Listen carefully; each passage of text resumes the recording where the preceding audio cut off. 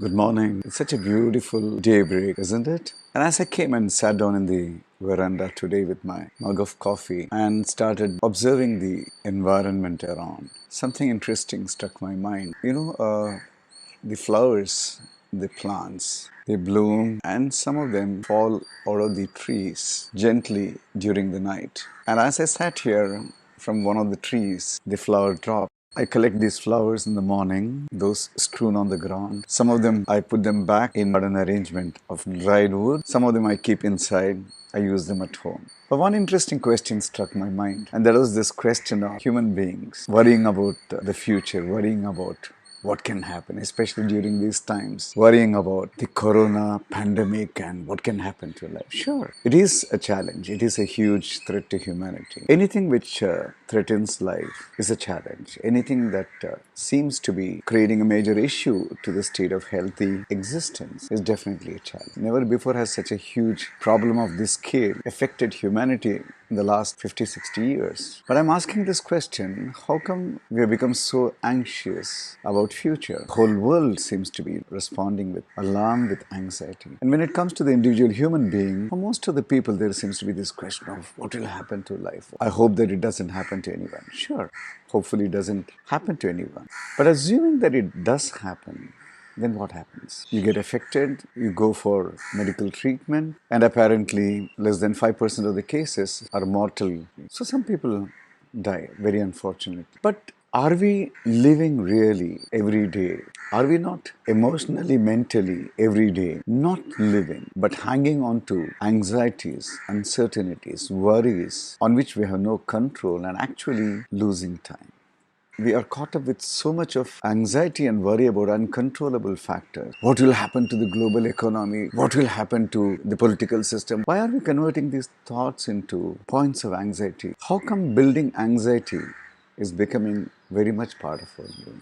Isn't that a tendency? And then, of course, all of us will share, spread, dump all our anxieties onto the social media. So the amount of naysayers, the amount of doomsday predictions, the amount of conspiracy theories multiplies and multiplies and multiplies. On the other hand, I was just thinking, as this flower dropped out of the tree, suppose all of us were like this flower. Suppose we had just a day to come alive, to bloom, and then at the end of the day that we had to fall. Suppose the human life was like a flower, an existence of a day. What would we do? We may say the flower is choiceless, so it doesn't do anything, it happens to it. I'm not too sure. I think nature is intelligent, nature is very beautifully conscious in its own kind of way, and it has got its own structure and systems of being alive. You can't ever say that nature is not alive. When nature can come alive with a tsunami, it can come alive with a storm, it can come alive with all the rain which feeds us with water. When nature can come with all the sunlight that helps human beings to exist. When nature can come with this amazing earth which gives us food. You think nature is not intelligent? It doesn't have a consciousness? I'm sure it has. The tree does have consciousness. And if the tree does have consciousness and energy, I'm sure the flower also has. Maybe less capabilities than the human being to express. But here we are talking about what if you and I were the flower out there. So day before yesterday, I wouldn't have existed possibly. And then by maybe yesterday morning, I would have become a small little green bud and hung on to the edge of a particular plant. And as the day continued, slowly, I would have become larger in size. By the next morning, I would have become a little bit of a bud. And as the day goes, gently in the breeze, taking the little rays of sun, I would have become a larger and a larger bud. And by early morning, I would have been ready to bloom. And lo and behold, by the time it's 6:30, 7 the next day morning, I would have bloomed into a full-fledged flower. And then as the day goes, I will continue to show my immensity, my full joy to the whole world as a bloomed flower, helping the human beings to appreciate, rejoice. Wow, what a beautiful flower, so colorful. And by the end of the day, it's time, and I fold up and I get ready for the departure. And then, and as it becomes night time, and as people switch off their lights and go back to bed, I quietly drop and I fall down, I fall on the ground. I'm gone. I'm a faded, dead flower, all in 24 hours' time. But during those 24 hours, I did what I can do the best. I bloomed completely. I lived up to my whatever was full potential. Though many, most were perfect flowers.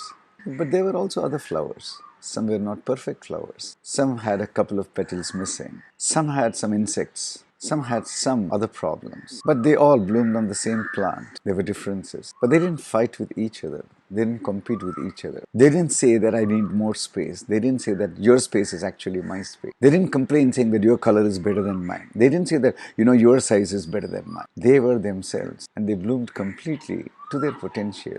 And then at the end of the day, having done what they can do the best, having lived to their full potential, they just dropped and fell on the ground. Amazing.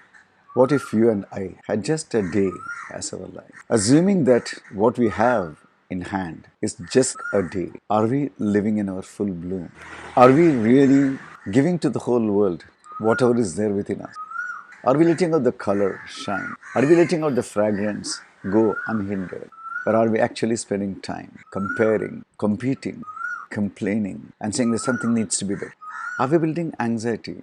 Are we building more uncertainties than what exists? Is it possible for us to recognize what are the controllable factors of life? What are the influenceable factors of life? And what are all those factors about which there is nothing that can be? We just interact with life as it is. There is nothing that I can really do about the air right now other than breathing it in, breathing it out. There is nothing that I can do about this newspaper vendor. He comes on, throws his newspaper and goes. There's only an interaction. With 80-90% of the people, I have just interaction in life. With 80-90% of the elements, I have just interaction with life. I don't control them. With maybe about 10-15% of the people and with things of life, I have some influence. I can adjust this laptop. I have some influence. I can add sugar to my coffee or not have sugar in my coffee. I have some influence. But control, I have on very few things. And most of the control I actually have is on myself. Today morning when I came and sat here, I had no idea of what was I planning to do or what was I going to do or what was I wishing to do. That one flower which dropped from the tree gave me a beautiful indication of life, and here I am sharing that with you. What if our life was that of a flower just for one day? That we bloomed in the morning and we dropped in the night. Would we live up to our full potential? That life is a wonderful journey of offering our best. Best of colors, best of fragrance, best of whatever that we can. Without comparing, without complaining, without confusing that something else needs to happen. I think arrivals and departures are inevitable in life. In between, we have this beautiful opportunity to celebrate life. Let's learn from the flower. Let's see what we can celebrate today more than what we can complain, more than what we can get confused about, more than what we can compare and crib about. Let's live in celebration like these beautiful flowers. All the very best. Thank you.